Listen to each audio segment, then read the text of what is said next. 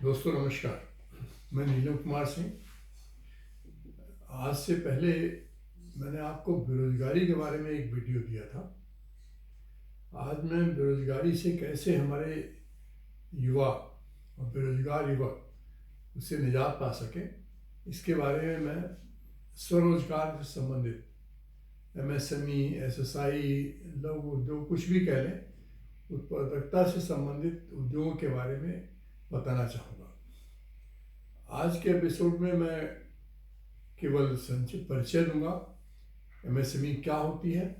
इसके बाद आगे आने वाले एपिसोड में बताऊंगा कि किस तरह से एमएसएमई के माध्यम से, छोटे उद्योगों के माध्यम से आप अपना स्वरोजगार शुरू कर सकते हैं और किस तरह से उस रोजगार को सफलतापूर्वक चला सकते हैं। तो चलिए हम आते हैं अपने विषय के ऊपर। सबसे पहले मैं ये चाहूँगा कि आप ये समझ लें कि ये कितना महत्वपूर्ण है। एमएसएमई, सूक्ष्म लघु एवं मध्यम उद्यम, ये नया नाम है। 2006 के बाद ये नाम प्रचलित हुआ। इससे पहले एसएसआई कहते थे, कभी कुटीर उद्योग कहते थे, तरह तरह के नाम दिए जाते थे। बहुत ज़्यादा इतिहास में जाने की आवश्यकता नहीं है, फिर भी मैं इसकी परिभाषाओं के बारे में बताऊंगा। परिभाषाओं से पहले मैं आपको बताना चाहूँगा कि कृषि के बाद सबसे ज़्यादा रोजगार देने वाला जो काम है वो है एमएसएमई। कुल जितने रोजगार उपलब्ध हैं उनमें 40% रोजगार एमएसएमई सेक्टर में मिला हुआ है। सरकारी आंकड़ों के अनुसार प्रदेश में लगभग 63 मिलियन माइक्रो एंटरप्राइज है, मतलब स्मॉल से भी छोटे, 0.33 मिलियन स्मॉल एंटरप्राइज हैं और केवल 5,000 मीडियम एंटरप्राइज हैं। एमएसएमई में जो माइक्रो सेक्टर है, माइक्रो सेक्टर की सहभागिता दुनिया में दूसरे नंबर पर भारत है। चीन के बाद दूसरा नंबर है जब भारत में जितने सूक्ष्म उद्यम लगे हुए हैं। ये भी जानकर आपको आश्चर्य होगा कि 6,000 से अधिक उत्पाद इस क्षेत्र में, अर्थात लघु, सूक्ष्म एवं मध्यम क्षेत्र में बनते हैं। उत्तर प्रदेश में एमएसएमई की संख्या सबसे अधिक है, 14.2%। दूसरे नंबर पर आता है पश्चिम बंगाल जो 14% है। उसके बाद तमिलनाडु एवं महाराष्ट्र जिनमें 8% है।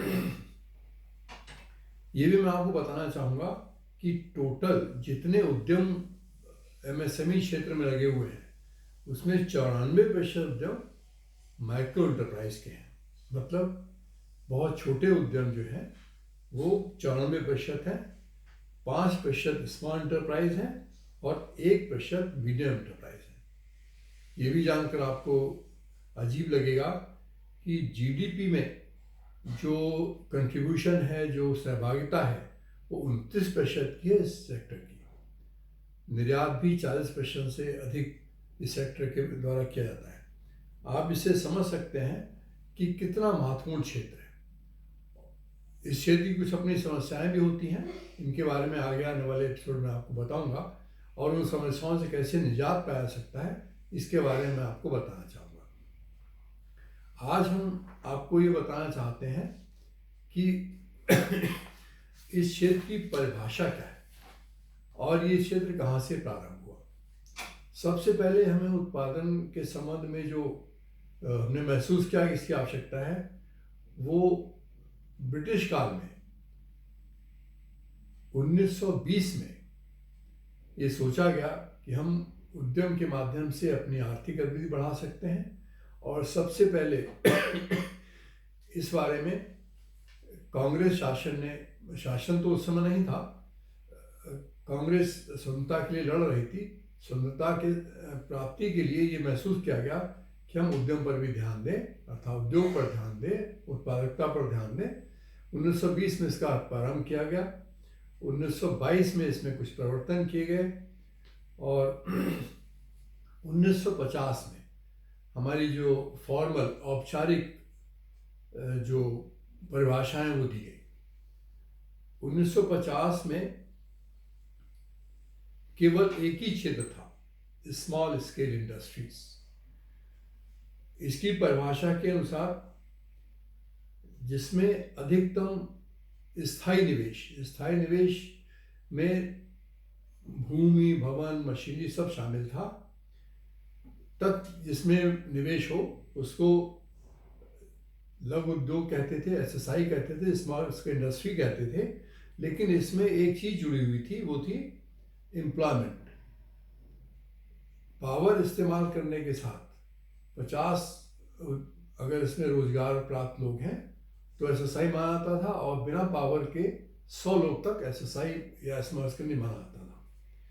1958 में इसमें थोड़ा परिवर्तन किया गया और इस इन्वेस्टमेंट को तो 5 लाख रखा गया, और लेकिन ये जो एम्प्लॉय की संख्या थी, जो रोजगार प्राप्त करने की संख्या थी, ये शिफ्ट के आधार पर तय कर दी गई। इसके बाद 1959 में फिर परिवर्तन किया गया, और जो 5 लाख की सीमा थी, इन्वेस्टमेंट की सीमा 5 लाख थी, उसको वही रखा गया, लेकिन इसमें से भूमि एवं भवन की कीमत निकाल दी गई और केवल प्लांट और मशीनरी की ओरिजिनल कीमत को शामिल किया गया। और इसमें रोजगार की जो प्रतिबद्धता थी वो हटा दी गई। इसके बाद 1960 में फिर इसमें कुछ परिवर्तन किया गया, और 1960 में एक नया अवयव भी जोड़ा गया जो था एंसिलरी यूनिट्स। इसमें ग्रॉस इन्वेस्टमेंट 5 लाख तक का ही रखा गया, लेकिन वो प्लांट एंड मशीनरी में था, और एम्प्लॉयमेंट की कंडीशन हटा दी गई, और जो नई अवयव जोड़ा गया वो था एंसिलरी यूनिट। एंसिलरी यूनिट में 10 लाख रुपए तक के प्लांट मशीनरी को एंसिलरी यूनिट माना गया। एंसिलरी यूनिट का मतलब होता है किसी बड़ी इकाई के साथ जुड़ जाना और कम से कम 50% उत्पादन उस मदर यूनिट को दिया जाना, सुनिश्चित करना, इसको एंसिलरी यूनिट कहते हैं। इसके बाद 1966 में और परिवर्तन किया गया, और 7.5 लाख रुपए प्लांट एंड मशीनरी जोड़ने वाली इकाई को सूक्ष्म इकाई कहा गया। सूक्ष्म तो नहीं कहेंगे, एसएसआई कहा गया। और 10 लाख तक के इन्वेस्टमेंट करने वाली, अर्थात प्लांट मशीनरी में निवेश करने वाली इकाई को एंसिलरी यूनिट कहा गया। किसी प्रकार की अन्य प्रतिबंध इसमें नहीं जोड़े गए। 1975 में फिर परिवर्तन किया गया। स्मॉल स्केल इंडस्ट्री के लिए 10 लाख रुपए तक की सीमा रखी गई जो प्लांट एंड मशीन में निवेश की थी, और 15 लाख की सीमा एंसिलरी यूनिट के लिए कर दी गई। अन्य कोई प्रतिबंध नहीं रखा गया। 1970 में कुछ और परिवर्तन हुआ। इसमें एक नया अवयव और जोड़ा। इसमें एसएसआई के लिए, मतलब स्मॉल स्केल इंडस्ट्री के लिए 10 लाख रुपए निवेश की स्थायी पूंजी निवेश अर्थात प्लांट मशीनरी में निवेश की सीमा रखी गई। 15 लाख रुपए एंसिलरी के लिए रखी गई, और एक नया अवयव जोड़ा गया, टाइनी सेक्टर, लघुत्तर इकाई। लघुत्तर इकाई में 1 लाख तक का जो स्थायी पूंजी निवेश अर्थात प्लांट मशीन पूंजी निवेश किया गया, उसको लघु क्षेत्र, मतलब माइक्रो इंडस्ट्री की एक नई परिभाषा दी गई।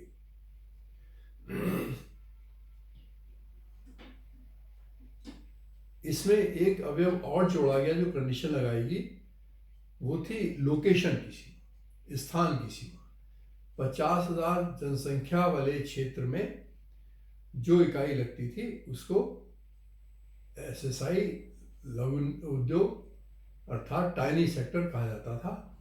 और ये जो 50,000 की सीमा थी, ये 1971 की जनगणना के आधार पर तय की जाती थी। इसका 1980 में इसको फिर बदलाव किया गया, और एसएसआई सेक्टर के लिए 20 लाख रुपए तक के प्लांट मशीन में निवेश को एसएसआई सेक्टर माना गया। 25 लाख रुपए तक की सीमा एंसिलरी यूनिट के लिए कर दी गई, और 2 लाख रुपए तक की सीमा टाइनी सेक्टर, लघुत्तर इकाई के लिए कर दी गई। यहाँ पर भी 50,000 जनसंख्या की सीमा को बरकरार रखा गया। 1985 में पुनः परिवर्तन किया गया और ये था 35 लाख रुपए तक की सीमा प्लांट एंड मशीनरी में एसएसआई के लिए की गई, 45 लाख रुपए की सीमा एंसिलरी यूनिट के लिए की गई और 2 लाख रुपए तक की सीमा टाइनी सेक्टर के लिए की गई। इसके अलावा इसमें एक नया सेक्टर और जोड़ा गया, वो था SSSE, जो बिजनेस से जुड़े एंटरप्राइज थे, उसमें 2 लाख रुपए तक की सीमा निर्धारित की गई, लेकिन ये 5 लाख तक की जनसंख्या वाले स्थान पर थी, जो कि 1981 की जनगणना के आधार पर तय होती थी। इसके बाद 1991 में पुनः परिवर्तन किया गया और 1991 में एसएसआई के लिए सीमा 60 लाख रुपए कर दी गई, एंसिलरी इकाई के लिए 75 लाख रुपए की गई और टाइनी सेक्टर के लिए 5 लाख रुपए। और टाइनी सेक्टर के साथ साथ एक अवयव और जोड़ा गया, वो था एक्सपोर्ट ओरिएंटेड यूनिट्स। निर्यात संबंधी जो इकाइयाँ थीं उनके लिए सीमा 75 लाख रुपए कर दी गई और इसके साथ ही एक बिजनेस सेक्टर और जोड़ा गया जिसको SSBE रखा गया।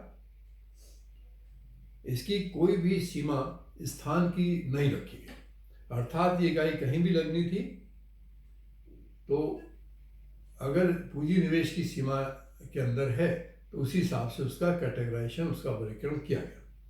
1997 में इसको फिर परिवर्तन किया गया और 3 करोड़ तक के स्थायी पूंजी निवेश अर्थात प्लांट एंड मशीनरी में निवेश को एसएसआई स्मॉल स्केल इंडस्ट्री माना गया और 25 लाख रुपए तक निवेश को टाइनी सेक्टर लघुतर इकाई माना गया और एक्सपोर्ट ओरिएंटेड यूनिट के लिए, निर्यात संवर्धक इकाई के लिए 3 करोड़ रुपए और बिजनेस संबंधी इकाई के लिए 5 लाख रुपए तक की सीमा निर्धारित की गई।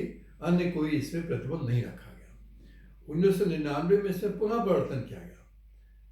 जो आबिद अली समिति के आधार पर 3 करोड़ निर्धारित की गई थी, ये ऐसा महसूस किया गया कि 3 करोड़ बहुत अधिक है और इस सीमा को 1999 में घटाकर एसएसआई के लिए 1 करोड़ रुपए और 1 करोड़ रुपए ही एक्सपोर्ट ओरिएंटेड एंसिलरी यूनिट के लिए, 25 लाख रुपए टाइनी सेक्टर के लिए और एक्सपोर्ट ओरिएंटेड यूनिट के लिए 3 करोड़ रुपए निर्धारित की गई और 5 लाख रुपए की सीमा बिजनेस एंटरप्राइज के लिए निर्धारित की गई। 1999 में पुनः परिवर्तन किया गया और ये महसूस किया गया कि ये सीमा बहुत अधिक है स्मॉल स्केल इंडस्ट्री के लिए, तो स्मॉल स्केल इंडस्ट्री के लिए सीमा 1 करोड़ रुपए कर दी गई और एंसिलरी के लिए भी 1 करोड़ रखी गई, टाइनी सेक्टर के लिए 25 लाख रुपए की गई और एक्सपोर्ट ओरिएंटेड यूनिट के लिए 1 करोड़ रुपए रखी गई और बिजनेस सेक्टर इकाइयों के लिए 5 लाख रुपए तक इकाई रखी गई। यह हमारा बिजनेस से तात्पर्य सर्विस इंडस्ट्री से है। और 2006 तक जो सीमा 2001 से 2006 तक 1 करोड़ की सीमा एसएसआई के लिए रखी गई, 25 लाख की सीमा टाइनी सेक्टर के लिए रखी गई, एंसिलरी यूनिट का कॉन्सेप्ट यहाँ पर समाप्त कर दिया गया, अन्य किसी भी कैटेगराइजेशन को भी यहाँ पर समाप्त कर दिया गया। 2006 में नया एक्ट लागू हुआ, तब से एमएसएमई डेवलपमेंट एक्ट 2006 पारित हो गया। उसी समय से स्मॉल स्केल इंडस्ट्री की अवधारणा, एंसिलरी यूनिट की अवधारणा, ये सारी अवधारणाएं समाप्त हो गई और केवल एक एमएसएमई एक्ट के अंतर्गत सभी इकाइयों को जो निर्धारित सीमा में आती हैं उनको एमएसएमई माना गया। 1/7/2020 को पुनः परिभाषा में परिवर्तन किया गया और स्मॉल स्केल इंडस्ट्री के लिए प्लांट एंड मशीनरी में 10 करोड़ तक की सीमा को निर्धारित करते हुए इसको टर्नओवर से जोड़ दिया गया। जिस इकाई में 10 करोड़ रुपए तक की प्लांट मशीनरी हो और 50 करोड़ तक का टर्नओवर हो, वो स्मॉल स्केल इंडस्ट्री के अंतर्गत ला दिए गए और टाइनी सेक्टर के लिए प्लांट एंड मशीनरी में सीमा 1 करोड़ हो और टर्नओवर 50 करोड़ हो, और मीडियम सेक्टर में प्लांट एंड मशीनरी की कीमत 50 करोड़ तक और 250 करोड़ तक का टर्नओवर मीडियम सेक्टर में रहेगा।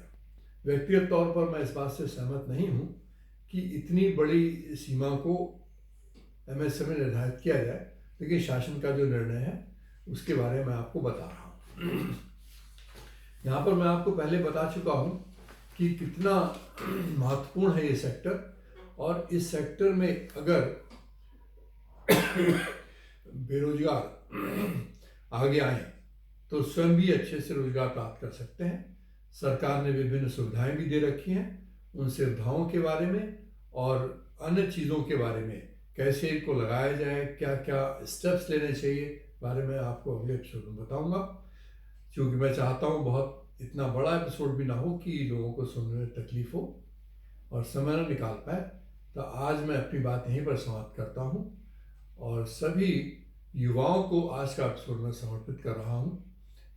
अगर आपको हमारे ये वीडियो पसंद आया हो तो हमारे चैनल को सब्सक्राइब करिएगा, ज़्यादा से ज़्यादा शेयर करिएगा और लाइक करिएगा। हमारा उत्साहवर्धन होगा और हम आपके सामने नए नए चीज़ों को, आपकी समस्या समाधान के लिए लाते रहेंगे। धन्यवाद, नमस्कार।